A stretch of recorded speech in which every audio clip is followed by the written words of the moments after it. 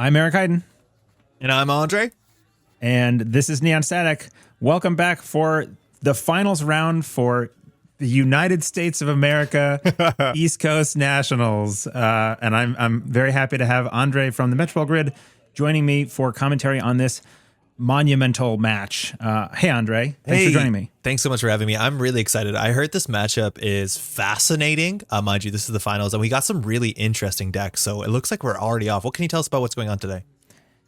So Paillu on the left is playing a very aggressive Sportsmetal core damage based deck. We saw it on stream, but we didn't see in round 3, I believe round 4, all that it can do. There are cards in the deck that did not get featured or like displayed. We did see it using Moonpool to do some fast advance, but there's and a singleton copy of Audacity.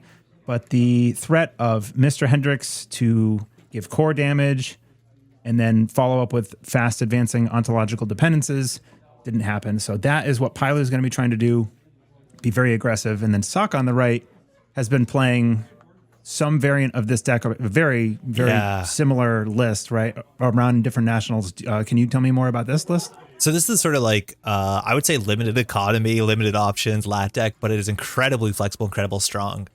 The way that Sokka's been using his influence has changed from week to week, from nationals to nationals. So very notably this week, he doesn't have Clot in his list. I believe he's on Fermenter, and this is the one matchup there's going to be a fair bit of fast advance. We're looking at Audacity, we're looking at Moonpool. So this is a sports metal that wants to like go really quickly.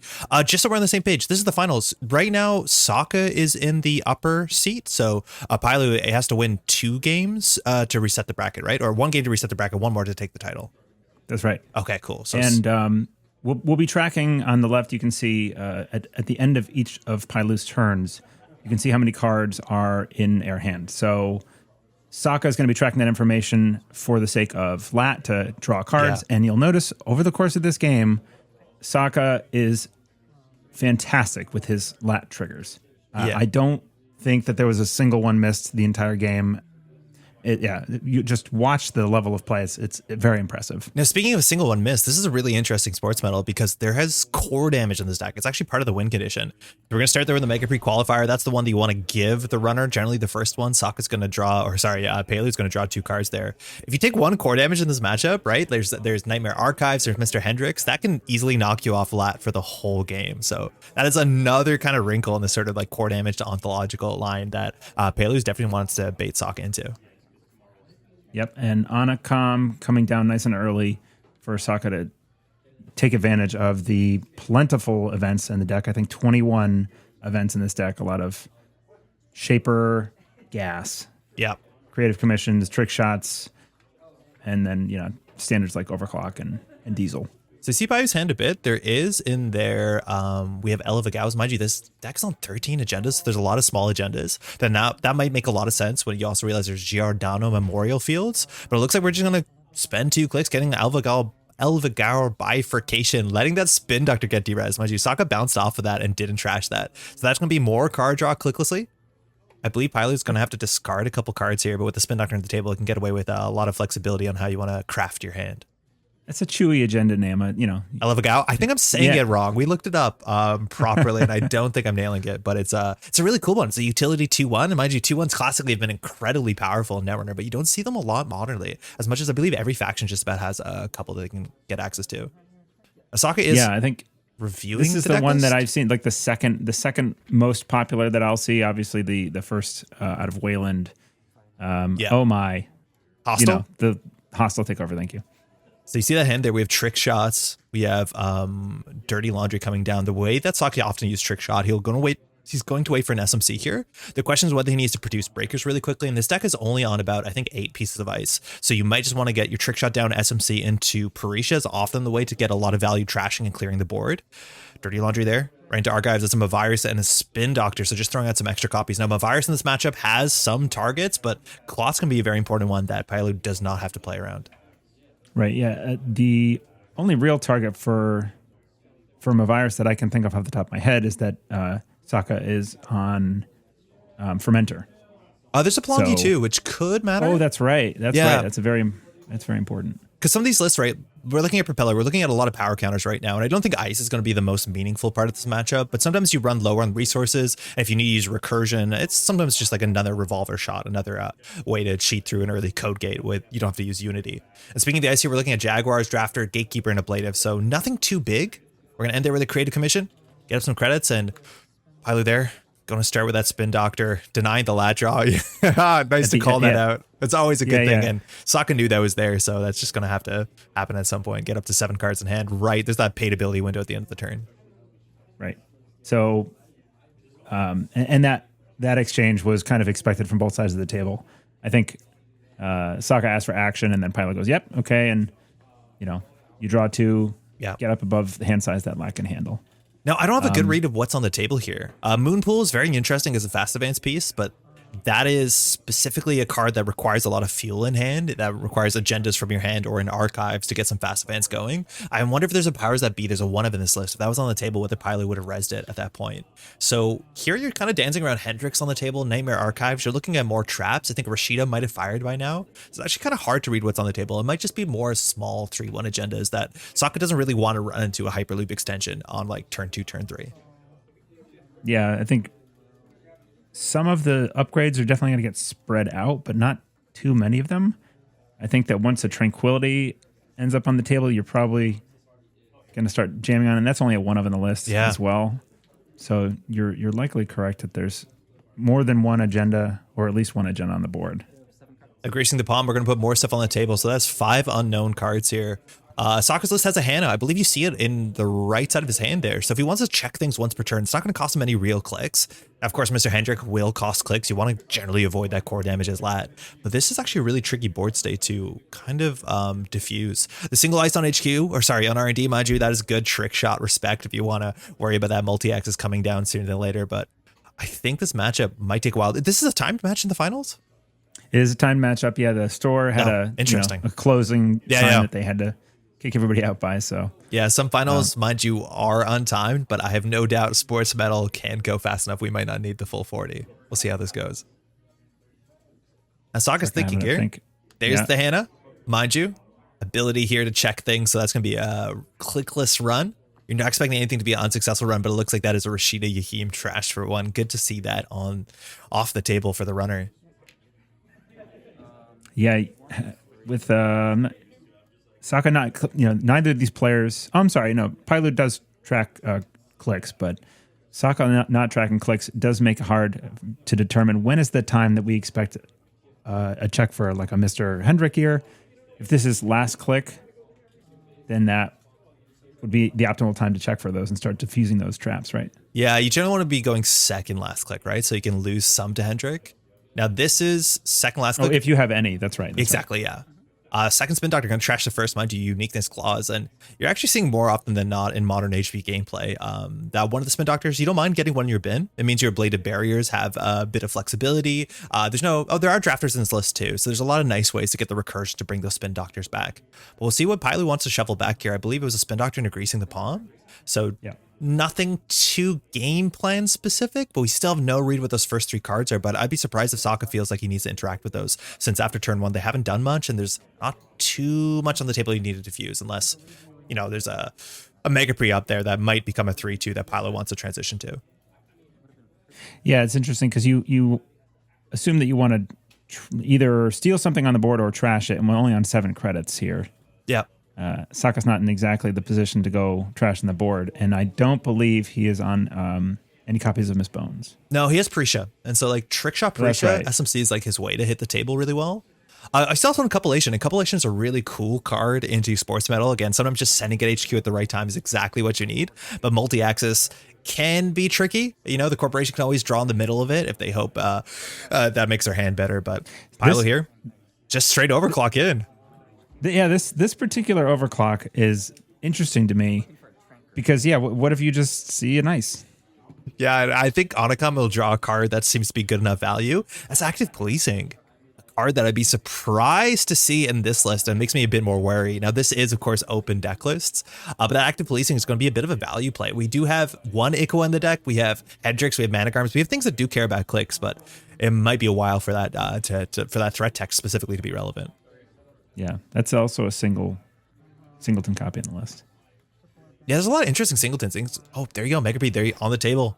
Going to take Paillu up to 3 points, mind you. There is one in Sokka score area, so that's functionally a 3-2 for the corporation, just a 3-1 for the runner. And now Paillu can probably close the game out in 2 scores. We have Audacities, we have Moon Pools. We're looking at Vitruviuses, we're looking at Luminals for 3-2s. We have Ontologicals, still 4-2s. But this can be a bit frightening for Sokka here. The question is whether he feels like he needs to diffuse more of the table. Otherwise, Paillu is not looking to build a remote server that requires icebreakers. Yeah, so for Sokka to like safely diffuse the problem here, it's a tough puzzle to solve because I think you do want to be hammering HQ, but a lot of the things that are going to be a problem, I mean, moon pools are trashable. Mm-hmm. That is one way that Paillu can just advance out of hand.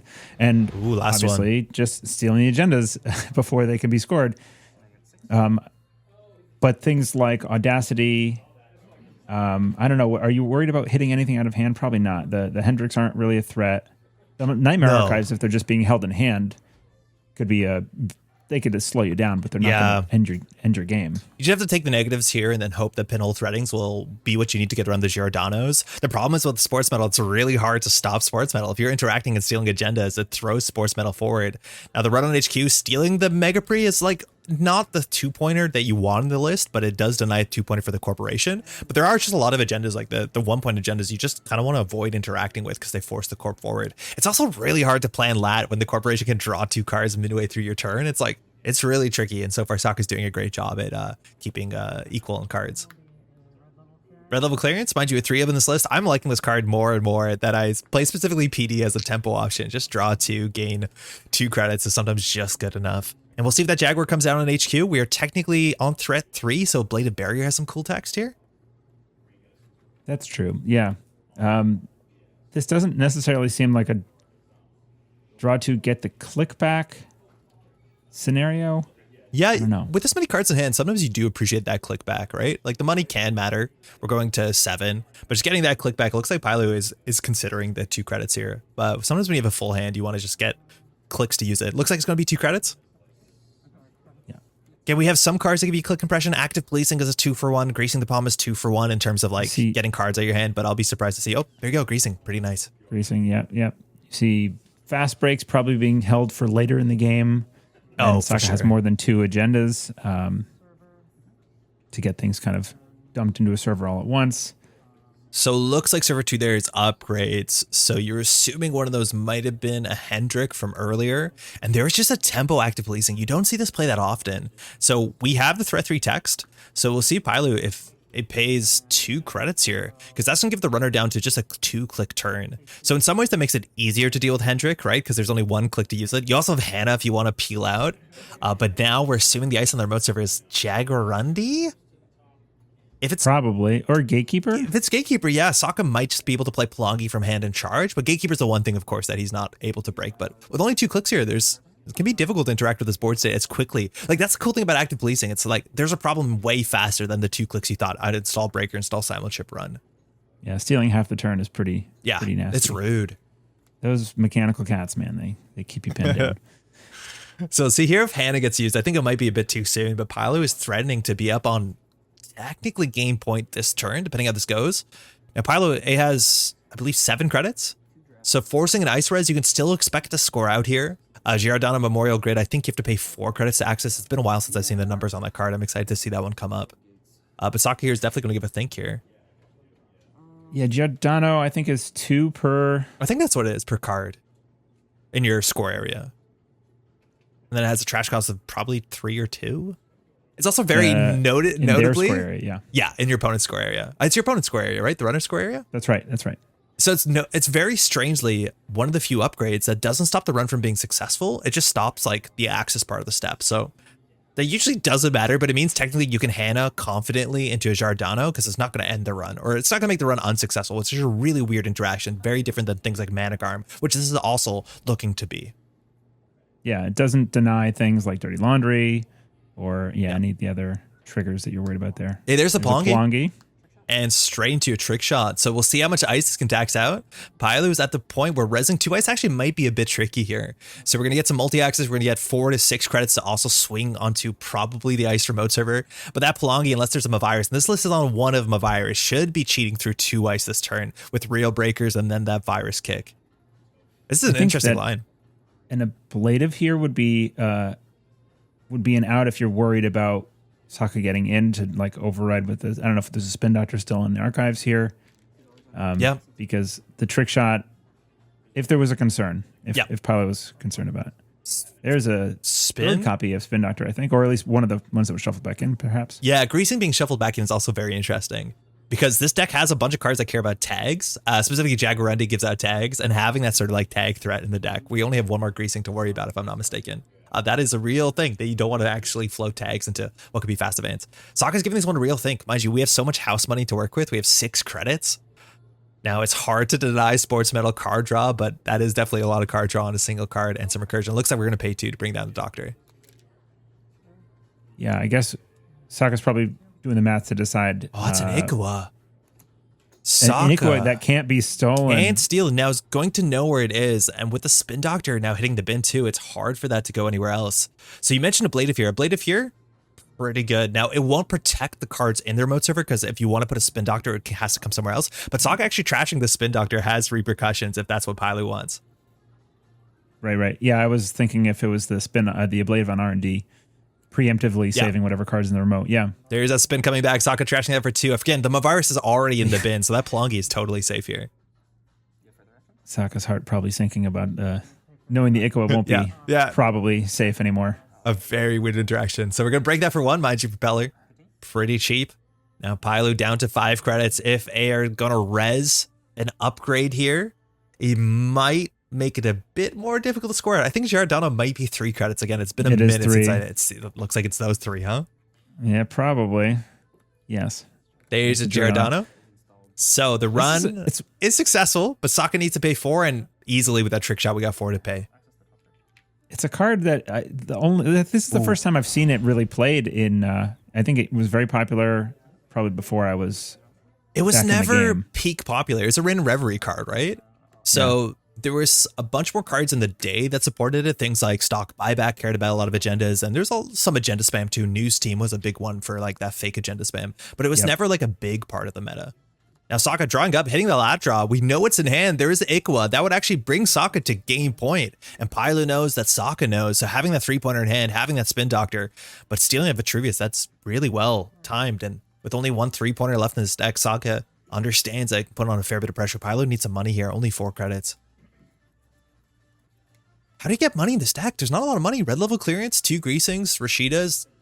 I think that's the end of the list besides the Sportsmetal ability. You know, now that you're saying it out loud, it's a good question.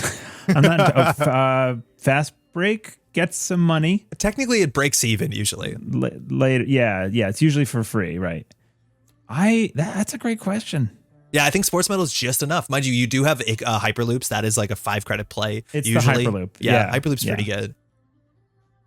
Now we're gonna put an upgrade on HQ here. Now we could assume that's either the Managarm, the second Giordano. If it's a Hendrik, that's ugly too, because Hendrik into Ikawa is a really hard interaction to deal with. Now, if you win the game, the core damage doesn't matter, but you still have to win the game. Last click draw.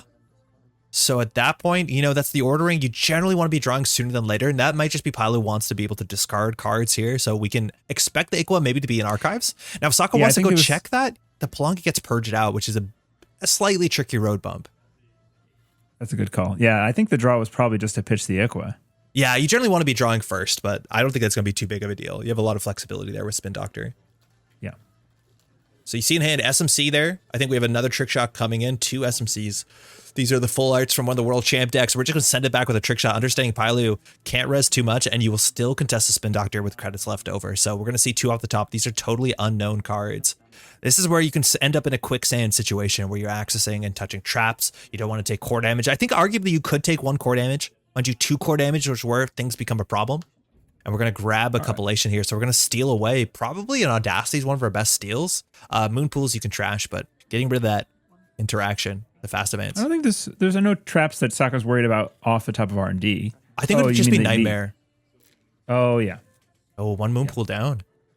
Yeah, Nightmare Archives, yeah. I think at this point you would take the negative point and just say, you could take the 1 core damage and just say, Ontologicals being a 3/2 is not a huge difference in game plan. Right. Moonpool, also very interesting, needs face down agendas and archives. So it's kind of like Regenesis, if I'm not mistaken. I think it's face down agendas. So you need a pressure archives. That can be a bit tricky. Also gives you the ability to pitch the cards from hand too. So if you're holding them in HQ, you can use them to push yourself forward, which fits the theme of the deck. Yeah, exactly. And now we'll see how Sokka wants to use that compilation, because he didn't steal anything, which means he doesn't have the HQ pressure. You can run archives and steal something. Now, any trap will fire, like a Mavirus will fire before you can grab it. So the Plonky will get wasted. And with 3 simul chips, I don't think it's too big of a deal. The Hendrix fires too before you can compilation it away, right? Yes, but you choose the access order. Not that it'll matter, but it needs to be installed, right? Yes. Yeah. Yeah, if you were to access a face down or an installed. Yeah, it's just like imp. It won't actually be traps because it's not when accessed. It's like when you're accessing, which is slightly later. Is that a pipe cleaner frog? That's sick. It is. That's really I think nice. it's a spirit animal. Super cool. So QTM representation. Hell yeah. Sokka discarding some cards here. Mind you, still working his way through his deck. This is the fun thing about Lat, is with Onicom, obviously with Lat's ability, you can do your good stuff and just get free card draw. And get free card draw is a winning combination for a lot of very, very good Netrunner decks. This particular deck is a lot more toolboxy than some of the stuff that we've seen be strong for quite a while with the Turbine Buzzsaw, Cleaver, rigs. Sokka's deck is more like a build your own Swiss Army knife. It's a really as cool you're deck. going. Yeah. Put together whatever you need to answer the problem with just enough gas, revolvers and propellers, getting you over the finish line just in time, managing your resources. It's a skill intensive deck to play. That overinstall is so cool. We did not have a big change in board state for the corporation, but putting something in archives, my read here is that Paillu had Nightmare Archives on the table, and they want it in archives to protect the other stuff that is either in archives or is going to be in archives for a Moonpool play. I don't know what else that could be, but that's a very, very interesting turn. I was waxing poetic about Sokka's deck. Was it the card next to HQ? Exactly. Yeah. Between the Blade Div. That got That's been there the whole installed. game. Yeah, since turn 1. Exactly. Yeah. And we have a Pinhole Threading in hand. We have a Hannah. We have a Deep Dive, if I'm not mistaken. Now, there's only one 3-pointer in the deck, so with a Hannah, you can probably win off of a single Deep Dive, whether it is the Ikwa or just 2 smaller agendas. Accessing there. It's a powers that be. That's 3 cards if you want to trash it, or you can just hope the Corp doesn't score. Both are technically strategies. How scared are you with this card? Man, this card gets me. It's good. In this deck is definitely like, the whole thing is the momentum with the sports deck.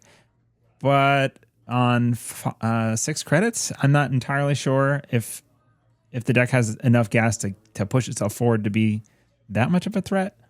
I think you're scared here of either Audacity or the last Moonpool, but it looks like Sokka's going to respect it for 3 credits. Get those 3 in the bin. Now this board state looks, it's not exactly what you expect for this many turns in with 16 minutes left on the round, but Sokka is still kept in check. He has to be kind of careful here. Now the big question is what's on HQ. My guess is still it's a Hendrick, and maybe he wants to pinhole that 3rd last click and set up a deep dive. Jaguarante's a bit annoying into deep dive. You can maybe float a tag and still be okay. We go DJ Fenders. DJ. I imagine it's for Steve. I thought we might be unstable here. We get that lat draw.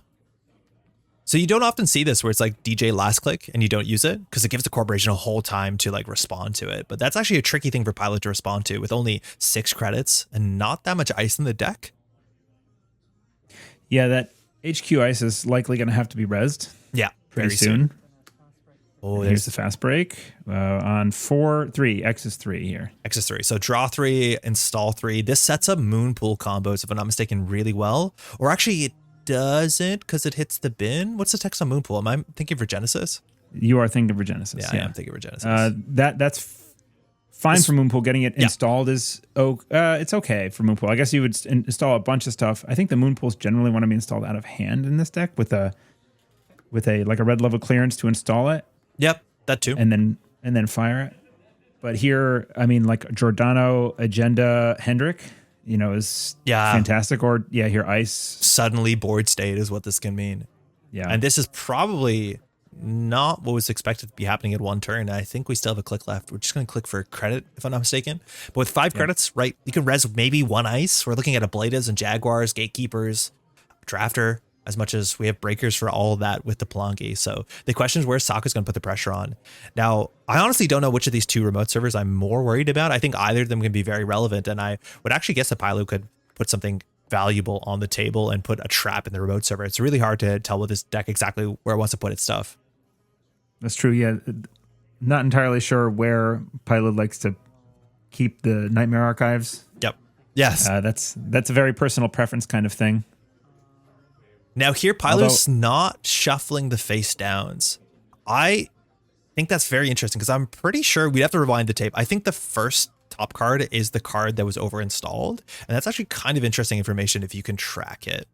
So we're going to be a fast break and then just the greasing. So a bit more of that tag threat if you're ever just going to send it on threat 4 through the Jaguar Undy. Now Sokka's played two trick shots. Spin Doctor, RFG'd. Now on 5 credits, if you can just force an ice res, you're not too concerned about the remote server unless it's a Rashida. So we'll see that goes again. We have the HQ poke. Hendrick does also cost 2 credits. So if you can force some ice reses from Paillu on the remote server, you can maybe swing HQ and get back one of a trick shot. We're going to go overclock straight into the remote server. Free money. It's a sure gamble and a run. All wrapped up in a pretty little bow. With Steve coming down, I sort of expected HQ pressure, but then Paillu's fast break kind of changed the direction that Sokka had to go in, I think. Now, no res there. Hyperloop. Just getting the money. Again, where's the econ of the deck? That can be a lot of money. That can be a 5 credit access. We'll see what Paillu wants to do with the Sportsmetal ability here, but Sokka's now feeling even more comfortable off of winning on a single deep dive. Also, he has a bit more room to eat, again, either end of the Nightmare Archives, but just drawing through his deck, and at this point, he definitely has a deep dive. We see a Fermenter in hand, and I think there's a deep dive in there. Between Anacam and Lat, Sokka's probably drawn 20 cards. Oh, yeah, easy. Like, just a massive amount of draw off those 2. Speak about draw. And then, of course, Diesel. Always doing that job nicely. Now we have a pair of simul chips there and a Unity. The simul chips give you a bit of flexibility if you want to start spamming compilations. And you see Paillu there either still has or now has an Iqua back in her hand. Is Cupulation, it's not RFG'd when it's used, it's just trash, right? No, yeah, just like a normal program that you can spam with some simul chips. Pretty powerful. Yeah. Build your own legwork. So Paillu here, 8 credits. The ice on the remote server cannot be super relevant here. And for what it's worth, Sokka doesn't have good money. That overclock probably was important and actually necessary to get through the ice here. So Sokka, we've seen, I think, 1 creative commission. I'm not sure if he's played a sure gamble. He might have played 1 early, but his money, again, this deck doesn't have a lot of money. We're just going to go for another fast break. Now that's a totally free X equals 4. So we'll see what sort of nightmare board state A can make, but Sokka asking to see the archives there again. Draw 4, install 4, 2 spin doctors out, 3 spin doctors out. So you know there's going to be agendas in hand after this. We'll see where Sokka puts the pressure. Yeah. It's a massive draw. I mean, a lot of, like, this remote is going to be virtually unassailable at this point. Or at least it's definitely like the strongest push. I would expect several upgrades. The thing is, like, Sokka, I'm not sure what he's worried about in this remote server, right? Like, at this point, he can just pivot and say, I'm going to close the game with a deep dive. I don't know if he has to run this ever. If Paillu puts too many upgrades and puts all of the defensive power in this remote server, I think you're okay with that. That's right. You could go deep dive and take the core damage off the Hendrick if that's what's on HQ.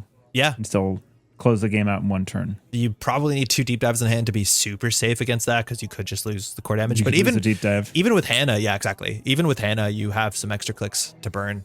There's a greasing. We've seen 2 of these get played a lot, and ice on archives. There's some respect for a deep dive. Absolutely. That's really good play. When I was editing this game, I didn't know why that ice went there. Now, it could be there's stuff in archives, now. right? Like, Paillu has to discard a fair few cards here, and there are no more spin doctors, but we see in hand there's an Aqua. We're going to greasing, man, this turn. You get so much efficiency. Just jamming. It's like that tightrope walk, right? Like things are now looking good, but don't worry. If you hold on long enough, you get to fast break territory. And when fast break is a click, draw 4, install 4, gain 4, like it's something else. It's a 12 credit, 12 click card. Yeah, it's good. It's pretty good. It's insane. Yeah. It's a lot. That's a lot. Now, Fermenter. He's talking about Sokka getting through 20 cards. I don't think Paillu's in a different spot. There's probably only about 15, 16 cards left in R&D there. So you have to, count to 20. Looking at the table, 1, 2, 3. I think there's only 7 points on the table. I might be off by 1. I counted really quickly. But there's still a lot of agendas in the game. Yeah, and the Mega Pre's don't... They don't count. They don't count. It's anti-global food technology. There are so many agendas in this deck. Yes. And so little, like, apparent econ. It is very impressive that it goes. Yeah. And then it does, can be piloted so well. Yes. This is a really cool archetype, mind you. Moonpool Sports, Core Damage Sports, both in the same package it's pretty neat. And Paillu's doing a great job here.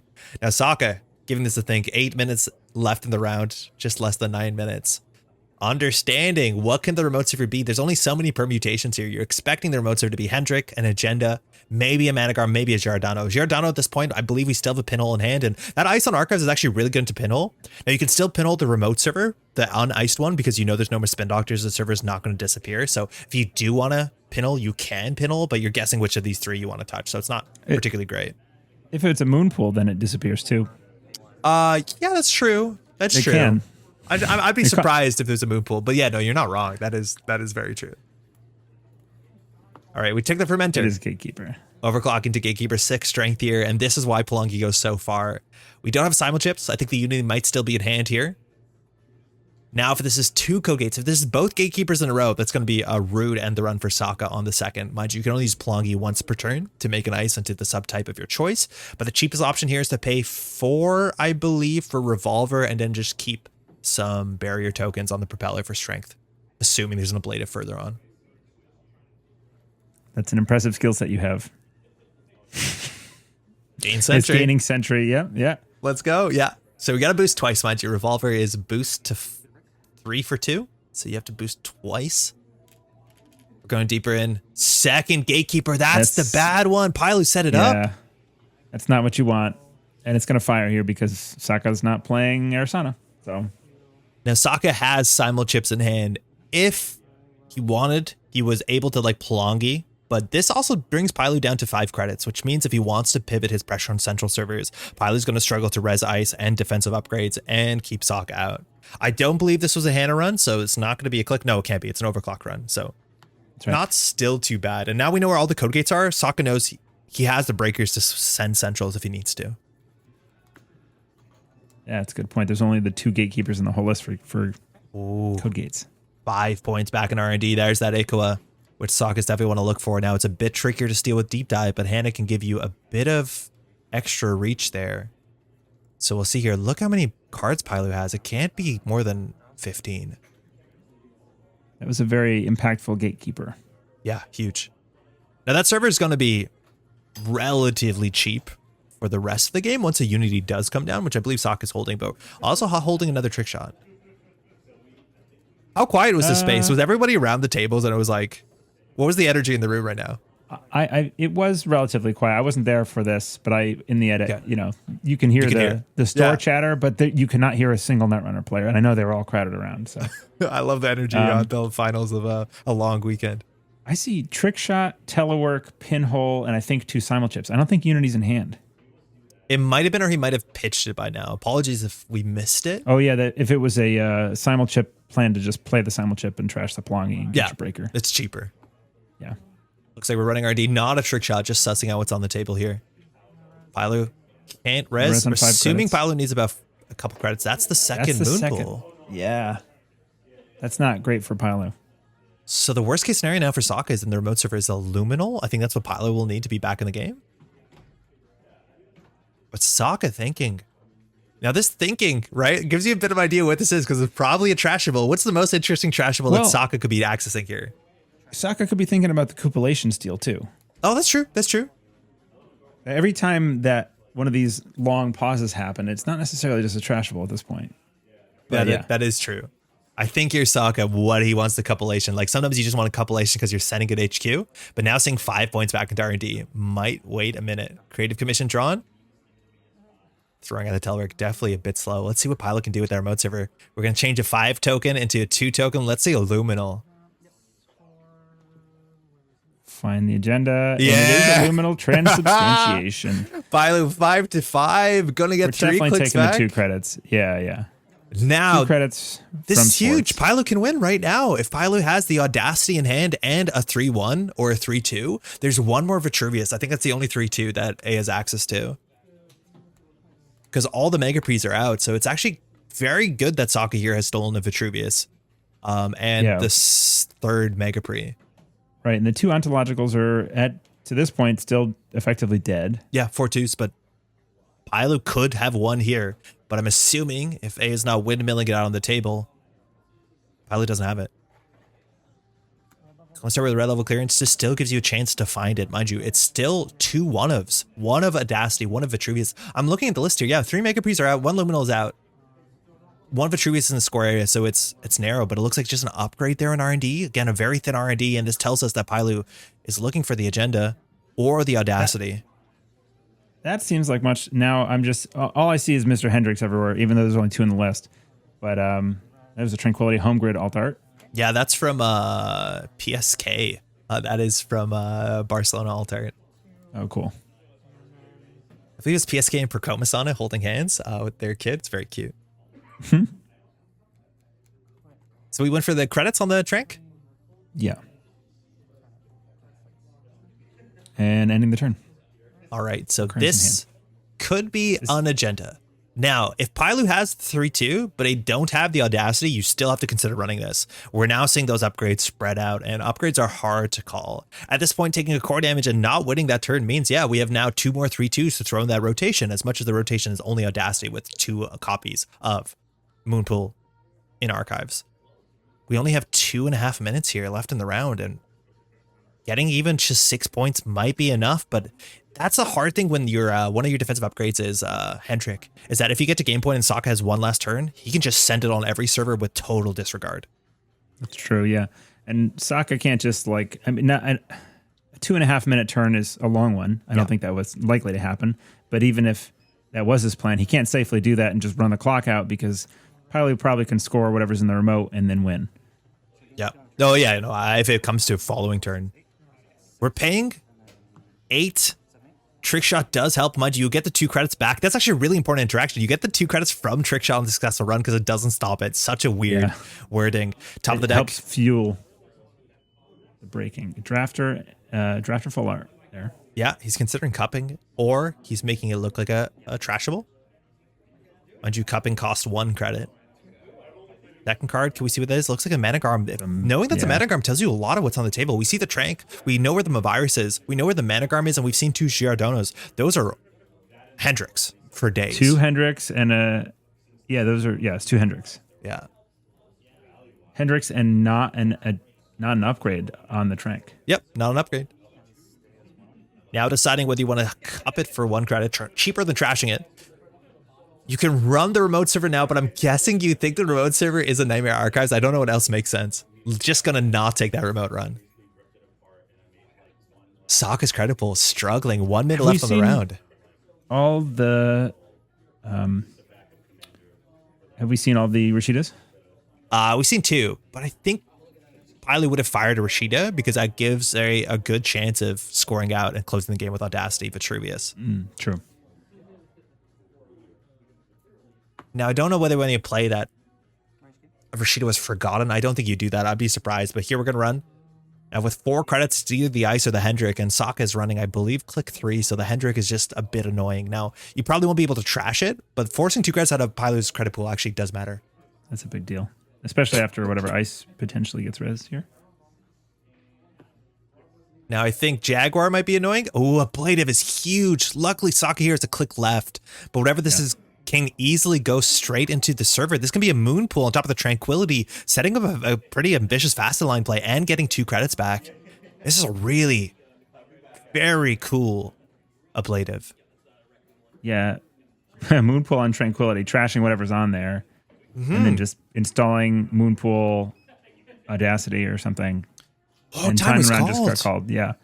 So on Sokka's Sokka turn. only has one more click after this. So the access on HQ looks like Rashida is over installing. Now we'll see if Paillu wants to res here. Go down to 0 credits with Rashida on the table. You can't afford to do that. The question is what we're accessing first. Going to get cards back. Mind you, the first Steve trigger of the game has been sitting there on the table for about 4 or 5 turns. But This is Sokka the first knows. run on HQ since that installed, I think. Yeah. 2 overclock, I think he might just send it to the remote server, but he doesn't actually have a way to get into the remote server with this overclock. Probably has to just charge, I don't know, archives? Rolling a 2. Single access could easily be a Jaguar Rundy. Whether we want to take it for the cup or not is the question. You can go back and see everything. We haven't touched the upgrade just yet, but you can see all of HQ if you do steal this cat. He also has Hannah, so he can panic and get more clicks back, which he probably does do, considering it's the end of the game. Oh, that's true. Yeah, he has 2 clicks left. Yeah. How do you steal a cat, though? I don't, Put it in a cup. I guess if you got these tongs. Yeah. It's a feisty cat. Stealing a and cat. There's a Hendrick, so the runner can lose all their clicks or take core damage. It looks like we're taking the core damage. Ontologicals are now 3 2s. Now, this did put Paillu down to 0 credits, which means if Sokka just takes down the Rashida, I don't know if Paillu can come back. We'll still be 5-5. If you go to a time at a finals, the upper seed wins. Paillu is the upper seed. Sokka's? What do you mean? Sokka was the upper bracket. But who was the top seed at the end of Swiss? I think Paillu was first place. I'm not. That's important information I should know. I think Paillu was first. So if it is a timed draw, Paillu wins. There's Hannah. Yeah, just walking through the turn to make sure everything was good there. Popping the Hannah. So now we got a couple clicks left. Is it 3 clicks left? We're running archives here. Yes, now the 3 clicks. nightmares can matter. The negative points are going to hurt. We This know is one Paillu of 3 can't clicks. res. Yeah. There's points in there. That's money back. So 2 copies of Nightmare Archives and 1 Hyperloop. So Hyperloop is going to be 3 credits, maybe 5 credits. And then we'll see what Sokka does here with the Nightmare Archives. So now Paillu can score out on the remote server. Sokka probably needs to get that last agenda for that last click. But here, if you take the core damage, Ontologicals becomes so easy for Paillu to score out. This is a very narrow line. Paillu does have the higher strength of schedule, by the way. Yeah, I believe they were first going to Swiss. Yep.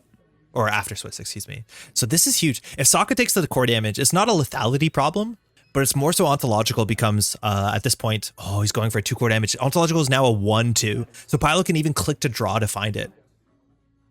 But not taking the negative points, Sokka needs to close it this turn, unless Paillu can't find it.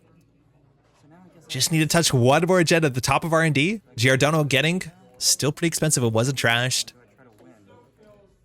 Probably here you can go back for HQ, but we're short credits. You need to spend a credit to use the compilation, let alone break through the bladed barrier. He has 2 clicks left here. It's 2 clicks, right? HQ, R&D, archives, 2 clicks. So you can do credit, run HQ? Sokka's counting up the agendas that are in the deck, that are remaining in the game, I believe, and there are 4 left that he counted.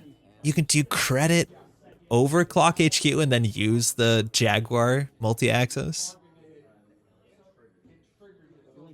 Yeah, that's a line that gets you through probably that ice. Does it get you through the Giordano? If you go HQ. HQ. It looks like that's the run there. Yeah. Take a credit. We're Jaguaring again. 1 to break Propeller, and now we have a credit to use that Jaguar. We can see the whole hand. Paillu knows how this is going to go. Understanding the whole hand. That's all of the cards here. We can't steal Ikawa, but just 1 agenda will do it. And it's the a agenda. Vitruvius.